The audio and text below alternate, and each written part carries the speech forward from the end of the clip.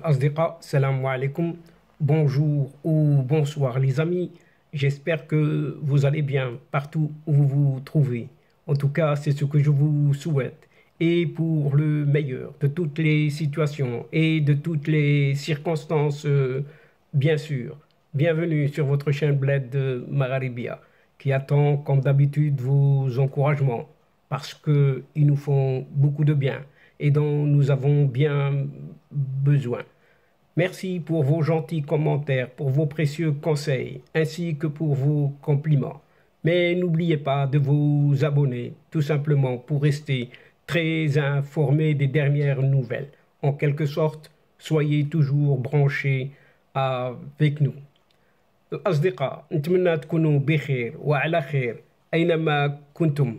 أهلا وسهلا بكم ومرحبا بكم في قناتكم.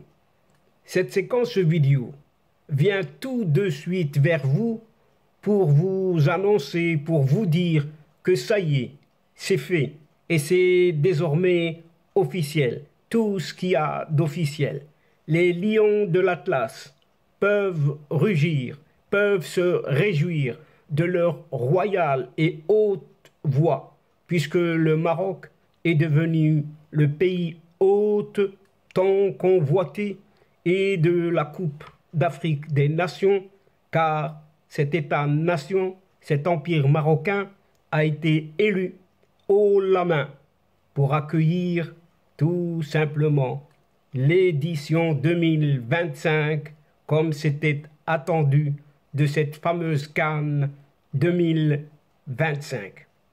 Le COMEX, ce comité exécutif de la CAF, Confédération africaine de football, réuni pas plus tard que ce mercredi, aujourd'hui donc, 27 septembre, au Caire, et a désigné le Maroc comme pays organisateur de la CAN 2025. Ça y est, c'est fait. Le très solide dossier marocain a été purement et simplement retenu à l'unanimité, excusez du peu, après le retrait d'une certaine Algérie, tout à fait humiliée, sortie par la petite porte, ainsi d'un autre duo, l'autre duo qui n'est autre que ce Nigeria-Bénin, ainsi que de la Zambie. 37 ans après avoir accueilli la Coupe d'Afrique des Nations en 1988, ça remonte déjà. Le Maroc recevra maintenant à nouveau sur son sol la plus prestigieuse compétition africaine. Après le retrait d'une certaine Algérie qui a fait des mains et des pieds pour l'avoir, et pourtant, c'est parti sur les petits pieds, comme on dit, un pas derrière l'autre, mais c'est parti, c'est retiré. Un autre duo, Nigeria-Bénin et de la Zambie. La candidature marocaine a été retenue, écoutez bien, à l'unanimité. Rien que ça. Et cette annonce, qui sera officialisée par le COMEX, le comité exécutif de la CAF, Confédération africaine de football, pas plus tard que ce mercredi, aujourd'hui donc 27 septembre, depuis le Caire, en Égypte, n'a pourtant rien de surprenant, puisque ce même Maroc est devenu ce pays qui est sollicité de partout par les plus grandes instances. À l'exemple de cette FIFA, cette Fédération internationale de football association, la CAF sollicite constamment le Maroc pour organiser toute une panoplie d'événements, compétitions, réunions, assemblées générales, symposiums, etc., etc.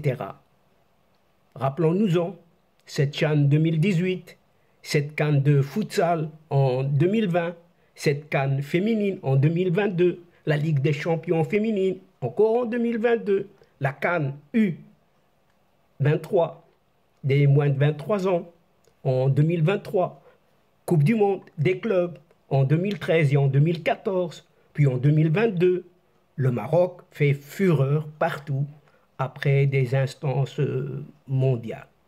Le Maroc a même accueilli des finales de Supercoupe issues du vieux continent, l'Europe pour ne pas la citer, le trophée des champions en France en 2011 et en 2017 et la Supercoupe d'Espagne en 2018. Particularité peu commune par ailleurs, ces trois rencontres de prestige eurent lieu à Tanger avec cette réelle image éblouissante en infrastructure de classe mondiale. Depuis plusieurs années, la FRMF, Fédération royale marocaine de football, a signé plus d'une quarantaine de conventions avec ses homologues africains, couvrant des domaines aussi innombrables que la formation, les infrastructures, le partage des savoir-faire techniques et encore l'accueil des stages préparatoires des sélections nationales. Les infrastructures, et notamment le complexe Mohamed VI de Marmora, sont de classe mondiale. Ce complexe est incroyable, magnifique, somptueux même. Un centre qui n'a absolument rien à envier à n'importe quel autre centre technique au monde. C'est une fierté, pas seulement pour le Maroc, mais pour l'Afrique tout entière et aussi pour le monde, avait récemment déclaré Gianni Infantino, ce président de la FIFA. Le complexe Mohamed V de Casablanca a accueilli 2 des 3 dernières finales de la Ligue des champions de la CAF. Ce même complexe fermera ses portes tout simplement pour se faire une certaine beauté à temps pour justement la CAN. D'autres stades, comme le grand stade de Tanger et le complexe Moulay Abdallah, sont d'ores et déjà fermés pour travaux. Le Maroc n'a pas attendu cette annonce officielle pour agir. Il l'a fait bien avant, tout en prévoyant tout cela à l'avance. En plus des installations sportives, le Maroc dispose d'importantes infrastructures routières, hôtelières et de transport, ce qui est une simple répétition générale, juste avant le mondial 2030 qui s'annonce avant la lettre, comme on dit dans ces cas-là. En plus de cette CAN 2025 que le Maroc a désormais obtenue, le Maroc est susceptible d'organiser la première Coupe du Monde de son histoire en 2030, conjointement avec l'Espagne et le Portugal. Qui dit mieux en cette Afrique? Réussir la Coupe d'Afrique des Nations, c'est relever ces défis organisationnels, sécuritaires, économiques et accueillir les 24 nations ainsi que tous ceux et celles qui les accompagnent. Le Maroc, pays le plus stable de cette région, est une référence en matière sécuritaire.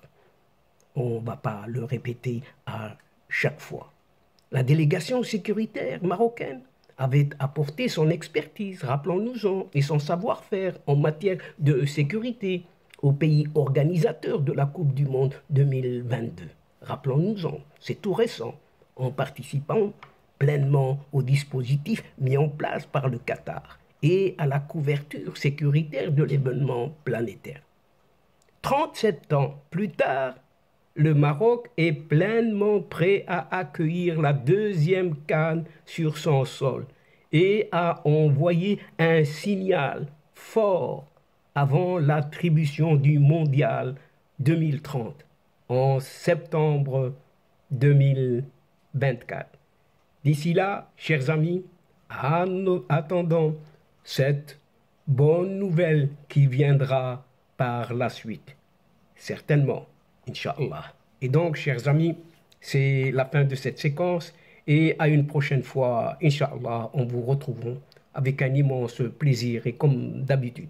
N'oubliez pas de vous abonner, tout simplement pour recevoir les dernières nouvelles de votre chaîne. tout en vous remerciant pour votre suivi. Mais n'oubliez pas de partager partout où vous êtes. La chaîne a énormément besoin de votre soutien.